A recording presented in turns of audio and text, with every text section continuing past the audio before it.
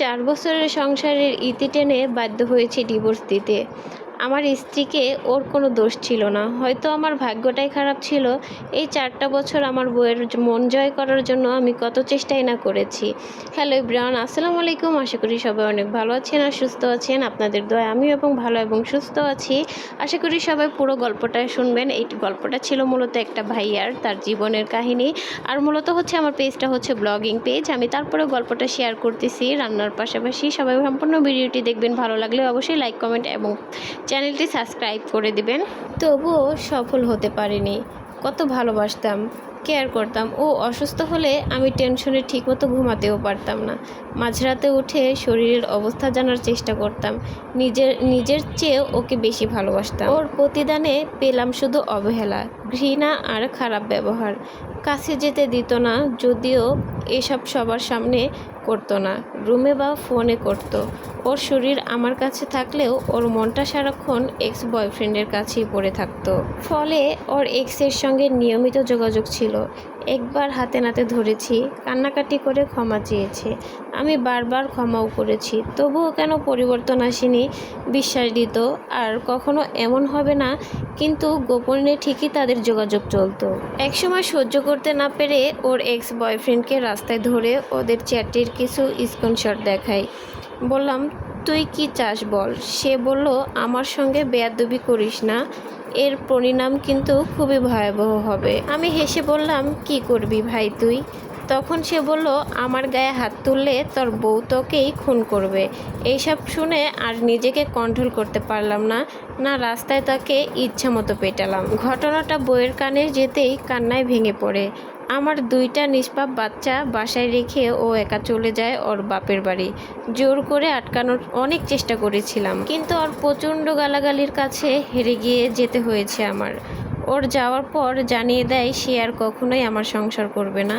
অবশেষে বিদেশ যাওয়ার আগেই ডিভোর্স লেটার আর কাবিনের টাকা পাঠিয়ে দিই। যেদিন ডিভোর্স পেপারে সাইন করেছিলাম, মনে হচ্ছিল কেউ যেন আমার কলিজাটা ছিঁড়ে নিয়ে যাচ্ছে। কিন্তু আমার ডিভোর্স লেটার পাওয়ার 3 দিনের মাথায় সে 3 মাস ইদ্যত পালন করবে তো দূরের কথা, 2 দিন পরের রাতের এক্স বয়ফ্রেন্ডের সঙ্গে পালিয়ে যায়। এর 1.5 মাস পর তাদের এক অসাধারণ একটা কান্নাকাটির কারণে তার সেই বয়ফ্রেন্ড তাকে নাকি খুবই নির্মমভাবে মারধর করে। এমনভাবে মারে যে হাসপাতালে ভর্তি করতে হয়। কোমর ও কোমরের নিচে কয়েকটি লাথি মারার ফেলে কিডনিতে গুরুতর আঘাত পায়। এর ফলে প্রস্রাবে রক্ত দেখা দেয়।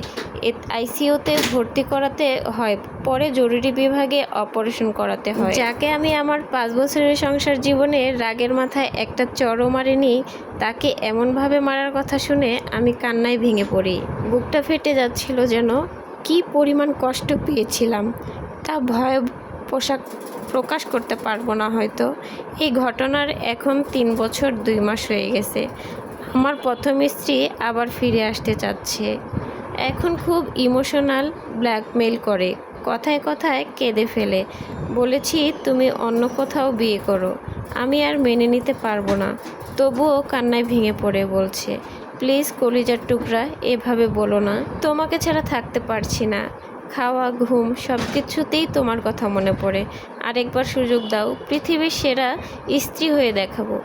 ভবিষ্যতে যদি আবার এমন ভুল করি, তুমি নিজ হাতে মেরে ফেলো, কিন্তু ডিভোর্স দিও না। এইভাবে আরও অনেকভাবে কান্নাকাটি করে, ইমোশনাল ব্ল্যাকমেল করে। সমস্যা হচ্ছে, আমি এখন বিবাহিত। আমার দ্বিতীয় বউটা বর্তমান আত্মসত্ত্বা। তার প্রতি আমার কোনো অভিযোগ নেই। সে আমাকে সব সময় হাসি খুশিতে রাখার চেষ্টা করে। সে আমার জন্য একদম পারফেক্ট। 2 সন্তানের বাবা হওয়া সত্ত্বেও, সে অবিবাহিত হওয়ার পরেও যেভাবে আমাকে মেনে নিয়েছে, আমি সত্যিই অবাক হয়েছিলাম। তাকে কিছুতেই কষ্ট দিতে চাই না, কিন্তু প্রথম স্ত্রীর কষ্টটাও সহ্য করতে পারছি না। কিন্তু আমার বর্তমান স্ত্রী তো কোনো দোষ নাই, তাকেই বা কেন কষ্ট দিব। সব মিলিয়ে আমি এখন এক হযবরল অবস্থায় হয়ে গিয়েছি। আমি এখন কি করব? আমার প্রথম স্ত্রীকে ফিরিয়ে আনা কি ঠিক হবে? সে দ্বিতীয় স্ত্রী হিসেবেও আসতে রাজি বলেছে। তোমার শুধু আগের মতো একটু ভালোবাসা চাই, আর কিছু না। আমাদের সমাজে প্রতিনিয়ত এরকম ঘটনা ঘটে। এটা নতুন কিছু না, গল্পটা জাস্ট একটা ভাইয়ার ভিডিও ছিল, আপনাদের সাথে শেয়ার করলাম। জানি না কার কাছে কীরকম লাগে। আমার এখানে একটু বাতাসের শব্দ আসতেছিল প্রচুর ভয়েস ওভার করার সময়, হয়তো বা আমার কথার থেকে কথার সাউন্ডের থেকে ভয়েস ওভারের হচ্ছে আউট নয়েজটা আর কি, বাতাসের শব্দটা বেশি আসতেছে। প্লিজ সবাই একটু ইগনোর করে ভিডিওটা পুরো ওয়াচিং করবেন, গল্পটা শুনবেন। যদি ভালো লেগে থাকে অবশ্যই লাইক কমেন্ট সাবস্ক্রাইব করে দিবেন। আর চ্যানেলে নতুন হয়ে থাকলে অবশ্যই একটা সাবস্ক্রাইব তো আশা থাকেই সবার থেকে। আর আমার রান্নাটা কেমন হয়েছে, মুরগির মাংস রান্না করেছিলাম, যদি ভালো লাগে অবশ্যই অবশ্যই অবশ্যই সবাইকে রিকোয়েস্ট করবো একটু লাইক কমেন্টস শেয়ার করে দিবেন। ভাইয়ার গল্পটা শেয়ার করলাম, ভাইয়া নিষেধ করে দিয়েছিল তার নামটা উল্লেখ করার জন্য না, কারণ একটা পার্সোনালি রাখতে বলেছিল, তাই পার্সোনালভাবে রেখে দিয়েছি। ভিডিওটি এই পর্যন্ত ছিল, পরবর্তী ভিডিও দেখার আমন্ত্রণ রইল। আল্লাহ হাফিজ।